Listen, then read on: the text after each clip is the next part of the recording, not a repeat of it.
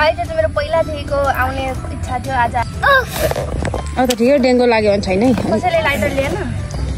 साथीहरु हामीलाई मच्छर त भाइले त मलाई हाम्रो हेलो एभ्रीवान तपाईहरुलाई स्वागत छ मेरो न्यू ब्लगमा अनि सुमिना लिम्बू ब्लगमा। अनि आज चाहिँ हामी मिटिने आउनु भएको छ नि त अनि मिटिङलाई अनि म चाहिँ पहिल्यैदेखि ड्राई पिकनिक यसरी आउनु मात्रै मन लाग्थ्यो कि तर आएको कोहीसँग पनि भएन साथीहरुसँग मिटिने आउनु भएको बेला अनि यहाँ यस्तो राम्रो चौरी भएको ग्रिन भएको त यहाँ घोबा मात्रै छ नि त अनि घोबामा म यहाँ ड्राई पिकनिक मनाउन आएको। अनि यहाँ हामी चाहिँ यतापट्टि जाँदैछौँ कि अहिले अनि राम्रो ठाउँ चाहिँ तल त्यो हो अझै तल थियो कि तर हामी जानै दिएन। हामी त्यहाँबाट म चाहिँ यो ठाउँमा चाहिँ धेरै नै आएको यो ठाउँ चाहिँ तर म अनि तल एकचोटि मात्रै गएको थिएँ तर त्यहाँनिर कस्तो राम्रो छ कि ठुलो ग्राउन्ड छ अनि यस्तो सम्म परेको ठाउँ छ।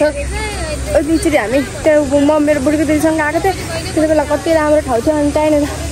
पिकनिक आज ड्राई पिकनिक जानु पर्यो भनेको त जाममा लाउनलाई जानै दिएन। अनि त्यही हो अब हामी अब यहीँ जान्छौँ। यहाँ पनि ठाउँ त छ तर अलिक भित्र भएको राम्रो रमाइलो हुन्थ्यो क्या अब केही छैन। त्यहाँदेखि गाइस हामी चाहिँ सुरुमा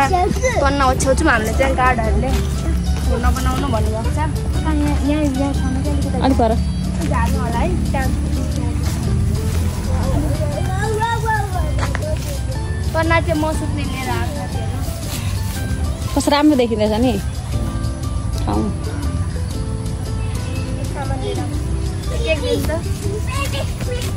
यता लुगा के गरेको यसले त बेइज्जत गर्ने भयो। म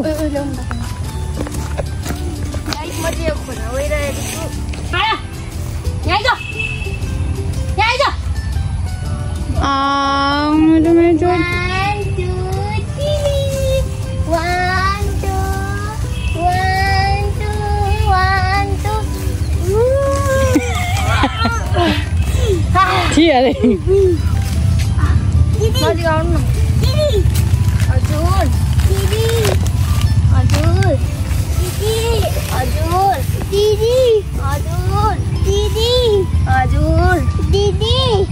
अनि हाँस्दै बोला त तिमीहरू अब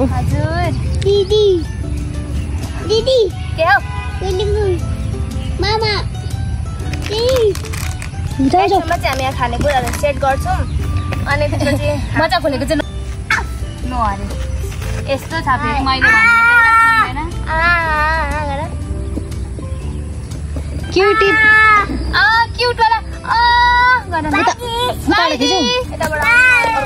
कस्तो राम्रो दिएछ त ठाउँमा तर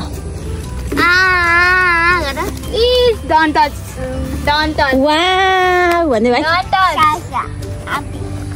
भाइ चाहिँ मेरो पहिलादेखिको आउने इच्छा थियो आज आएर पुरा भयो त साह्रै गर्मी जाडोमा आउनु पाए साह्रै राम्रो हुन्थ्यो। यहाँ यो राख्नुपर्छ क्या ओछ्याउनुपर्छ पहिला अर्को खानेकुरा यति नै हो धेरै भएछ नि अघि लिएर आउँदै त अलिक किन्नुपर्छ। धुर्मुस यता हेर्दा एकचोटि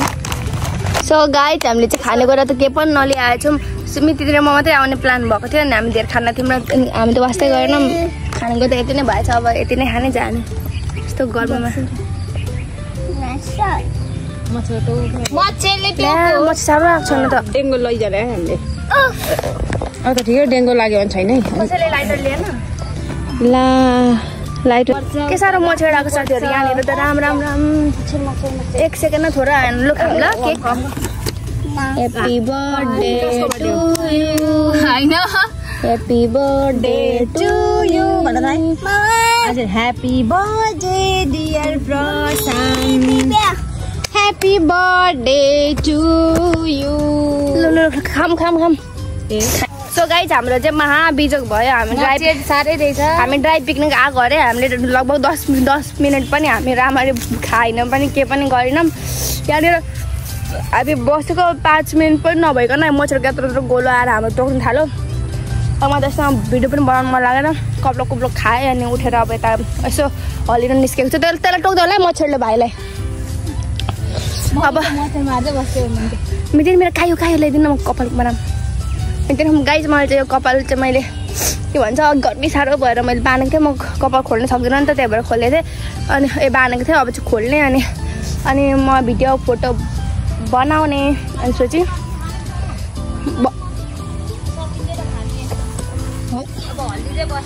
त्यो राम्रो ठाउँ थियो कि तर कस्तो राम्रो ठाउँ थियो त्यो बज्या पिसाबले हामी जानै दिएन हामीलाई त्यहाँ गएको भए कति रमाइलो हुन्थ्यो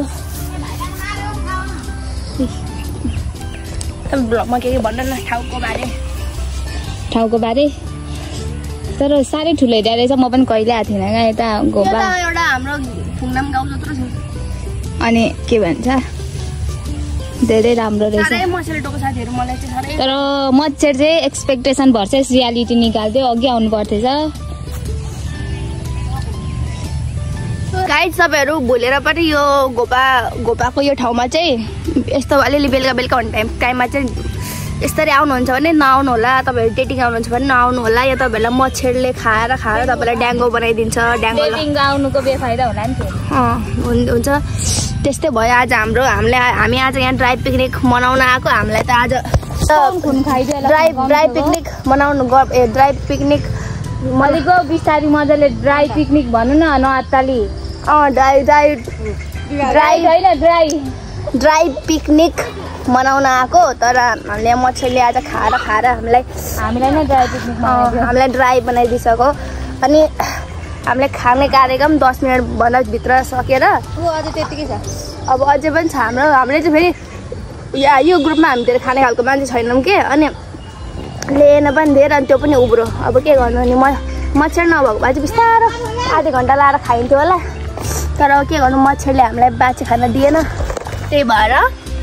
अब हामी फोटो खिच्ने लाग्ने बाटो ओके गाइज हामी चाहिँ फर्किँदैछौँ साह्रै गर्मी अनि साह्रै नरमाइलो यस्तो भयो रमाइलो भयो तर गर्मी उस्तै अनि त्यो बोल्छ हौ गर्मी उस्तै अनि मच्छरले उस्तै गरेर हामीलाई चाहिँ साह्रै झ्याउ भयो अनि चाहिँ हामी यो कहाँनिर हौ हामी यो चन्द्रपुर बजार धरानमा छौँ अहिले अनि हामी चाहिँ धरान 3 अनि हामी चाहिँ अघि आएर बसेको यसरी एक राउन्ड हाल्यौँ अनि अहिले बसिरहेको छौँ हाम्रो आज ब्लग चाहिँ यस्तै भयो thank you for watching bye bye सर्ट बनाउँदै गर्दा पनि हुन्छ त लाइक हुन्छ नि 2 दिन 3 दिनको त्यसरी मिसाएर बनाउँदा नै हुन्छ म तपाईँलाई त्यही भन्छु तपाईँ इति बनाउनु होइन एक हप्ता